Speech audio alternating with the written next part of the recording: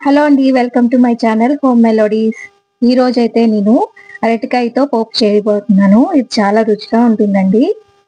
పప్పులోకి, చారన్నంలోకి చాలా టేస్టీగా ఉంటుంది. చాలా ఈజీ ప్రాసెస్లో ఏ విధంగా తయారు చేయాలో మీకు చూపించబోతున్నాను. ముందుగా అరటికాయలను అయితే ఇలా కట్ చేసుకొని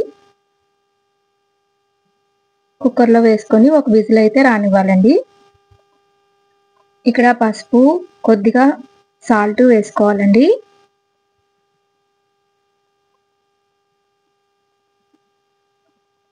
కొంచెం సాల్ట్ కూడా వేసుకుని మూత పెట్టుకొని ఒక విజిల్ లేదంటే 2 విజిల్స్ రానిస్తే సరిపోతుంది. సరిపడినన్ని నీళ్లు కూడా వేసుకొని ఒక విజిల్ లేదా 2 విజిల్స్ రానివ్వాలండి. తర్వాత ఇలాగా కుక్కర్లో తీసుకున్న తర్వాత ఈ అరటికాయలని ఇలా తొక్కలు అవి తీసేసుకున్న తర్వాత స్మాషర్తో ఇలా స్మాష్ చేసుకోవాలి. ఇవన్నీ కూడా స్మాషర్తో మెదుపుకున్న తర్వాత అరటికాయలని దీనికి తాలింపు అయితే వేసేసుకోవచ్చు. అరటికాయ పోపు అంటారు, అరటికాయ తాలింపు అంటారు. చాలా టేస్టీగా ఉంటుందండి. పప్పులోకి, అన్నంలోకి చాలా బాగుంటుంది. చాలా ఈజీగా చేసేసుకోవచ్చండి అందరూ కూడా.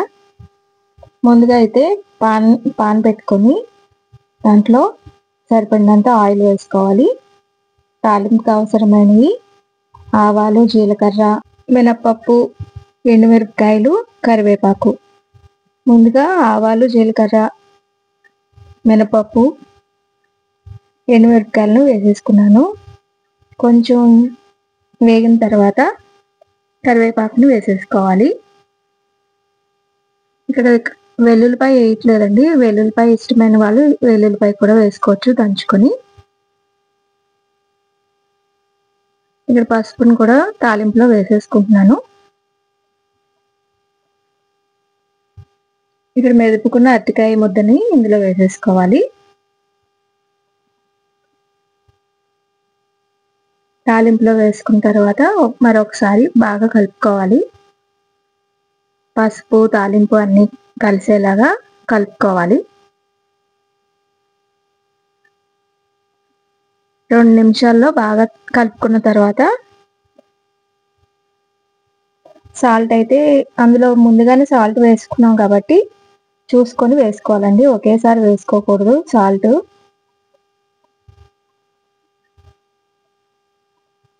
బాగా కలుపుకొని సాల్ట్ సరిపోకపోతే ఒకసారి కొంచెం సాల్ట్ కలుపుకోవాలి.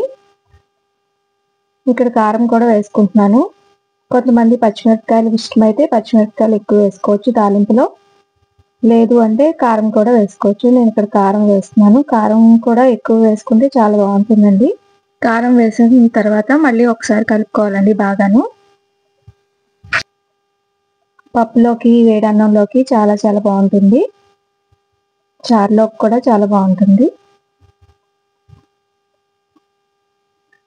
ఇలా కలిపేసుకున్న తర్వాత కొత్తిమీర చల్లుకుంటే వేడి అన్నంలోకి అరటికాయ పోపు రెడీ అయిపోతుంది.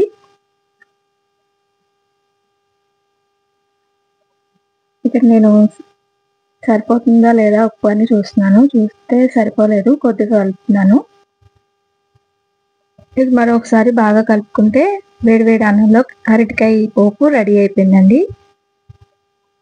ఇది మార్నింగ్ టైంలో, హడావిడి టైంలో కూడా గబగబా ఏదైనా చేసుకోవాలి అనుకుంటే ఇది తొందరగా అయిపోతుందండి.